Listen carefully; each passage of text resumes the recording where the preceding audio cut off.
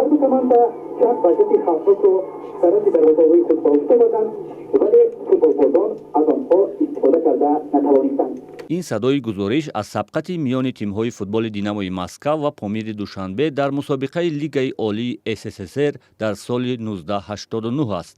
شارح این بازی نرزالله لطیف یکی از اولین ژورنالیستان ورزشی معروف و سابقه‌دار تاجیک است که صدای این گزارش را در لنته تاکنون در آثارخانه خصوصی خود حفظ کرده است.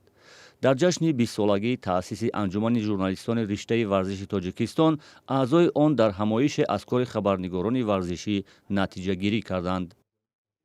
سهم این اتحادیه در چی است که تمام روزنامه‌نگاران رشته ورزش را با هم آورده است و با هم آمدن و با هم نشستن، از یکدیگر آموزش گرفتن، تجربه گرفتن.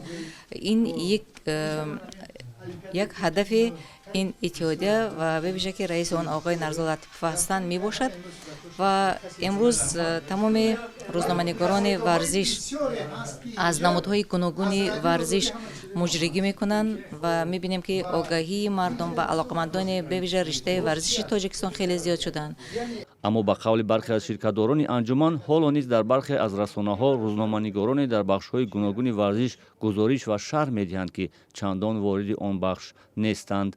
در اون زمان شوروی با چی مشکلات ها یک شخص مثلا با اون طریق با این ساحه راه میافت که امروز باشد خیلی شخصانی عادی که از ورزش خیلی هم دورن، فرسخ ها دورن و عموما ورزشگر نیستند. خودی نرزالله لطیف بارها چمپیون تاجیکستان آید با فوتبال است. کسی نمیداند که چمپیون تاجیکستان است. فکر میکنند که نرزالله لطیف فقط روزنامه‌نگار است. شرکت‌داران انجمن خبرنگاران ورزشی بر اینند که خبرنگاران بخش ورزش باید مکتب خاص خود با استادانی با تجربه را داشته باشند. خوشبختانه استادانی که در ساحه ژورنالیستیک تاجیک و خاصه در ساحه ژورنالیستیک ورزشی سهمگذار هستند در تاجیکستان ما کم نیستند.